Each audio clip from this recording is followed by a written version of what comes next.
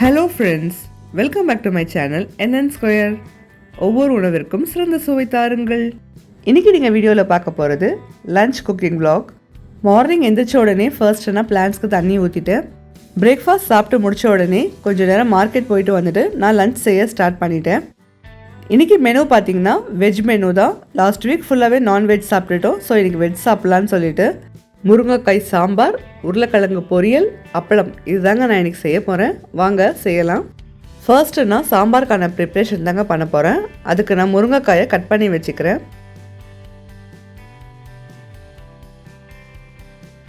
இப்போ முருங்கைக்காய் எல்லாமே நான் கட் பண்ணிட்டேன். நெக்ஸ்ட்டு சாம்பாருக்கு பருப்பு குக்கரில் போட்டு விசில் வச்சிடலாம்.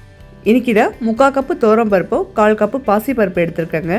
இப்படி மிக்ஸ் பண்ணி வைக்கும் போது டேஸ்ட் இன்னமும் சூப்பராக இருக்கும். பருப்பை நல்லா வாஷ் பண்ணிவிட்டு நான் 2 பச்சை மிளகாவை அதில் ஆட் பண்ணிக்கிறேன். கூடவே 4-5 பல் பூண்டையும் சேர்த்துக்கிறேன். 1/2 டேபிள் ஸ்பூன் மஞ்சத்தூளையும் சேர்த்துக்கோங்க. இப்போ ஒரு கிளாஸ் தண்ணி சேர்த்து குக்கரோட லிட்டை க்ளோஸ் பண்ணி 4 விசில் விட்டு எடுத்துக்கலாம்.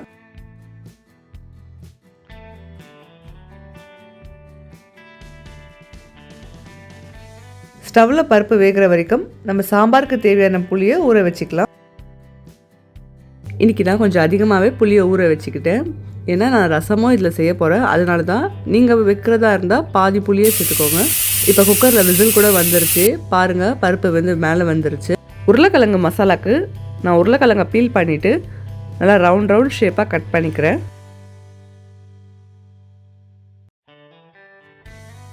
எல்லா உருளைக்கிழங்கையும் கட் பண்ணிவிட்டேன். பாருங்கள், ரவுண்ட் ஷேப்பாக நல்லா தடிசாக கட் பண்ணிக்கிட்டேன். இப்போ இது எல்லாமே ஒரு பவுலில் மாற்றிக்கிறேன். இப்போ உருளைக்கிழங்க மசாலா போட்டு மேரினேட் பண்ணிக்கிறேன். 1/2 டேபிள் ஸ்பூன் மஞ்சத்தூள், 1 டேபிள் ஸ்பூன் மிளகாய்த்தூள், தேவையான அளவு உப்பு, இது எல்லாத்தையுமே சேர்த்து லைட்டாக தண்ணி ஆட் பண்ணி மிக்ஸ் பண்ணிக்கோங்க. நல்லா உருளைக்கிழங்குல 2 பக்கமும் நல்லா மசாலா பிடிச்சிருக்கணும். அந்த மாதிரி மிக்ஸ் பண்ணிக்கோங்க.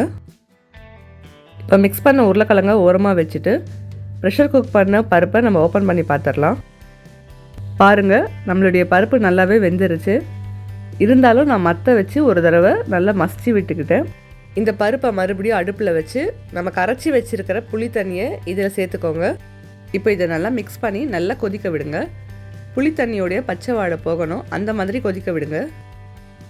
இந்த பருப்பு நல்லா கொதிக்கிறதுக்குள்ளே நம்ம உருளைக்கிழங்கு மசாலா ரெடி பண்ணிடலாம். வாங்க. ஒரு கடாயில் 3 டேபிள் ஸ்பூன் எண்ணெயை ஆட் பண்ணிக்கோங்க. எண்ணெய் நல்லா சூடான உடனே நம்ம ஆல்ரெடி மேரினேட் பண்ணி வச்சுருக்கிற உருளைக்கிழங்கை இதில் சேர்த்துக்கலாம். ஒரு 2 மினிட்ஸ்க்கு ஸ்டவ்வை மீடியம் ஃப்ளேமில் வச்சு நல்லா 2 பக்கமும் உருளைக்கிழங்கை எண்ணெயிலேயே ஃப்ரை பண்ணிக்கோங்க.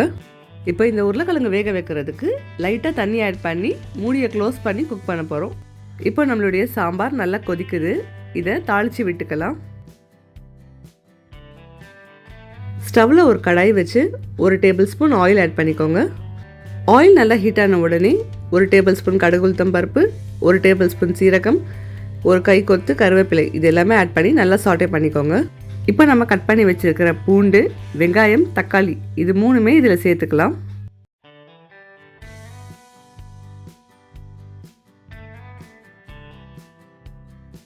இப்போ இதை நல்லா வதக்கிக்கோங்க ஒரு 2 மினிட்ஸ்க்கு.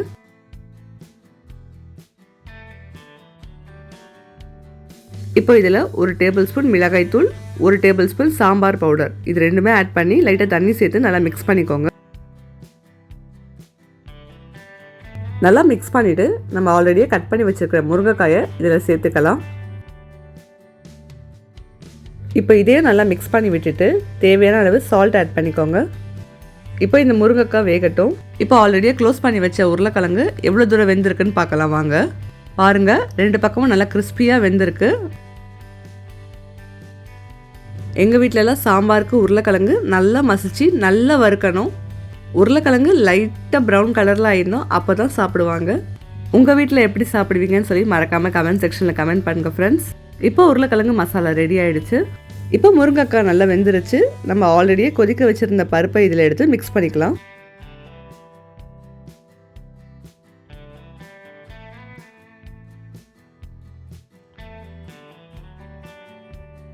தேவையான அளவு தண்ணி ஆட் பண்ணிக்கோங்க. லைட்டாக மிக்ஸ் பண்ணி விட்டுட்டு மேலே கொஞ்சமாக மல்லி இலையை தூவி ஒரு கொதி வந்தோடனே இறக்கிடுங்க. சாம்பார் ரொம்பவே சூப்பராக இருக்கும்.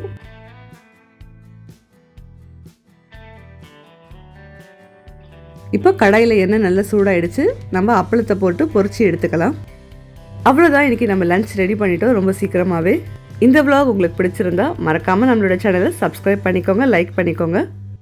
மீண்டும் உங்களை சந்திக்கும் வரை உங்களிடமிருந்து விடை பெறுவது NN Square. நான் உங்கள் Nasira Naim. Keep supporting us. Tata, bye by.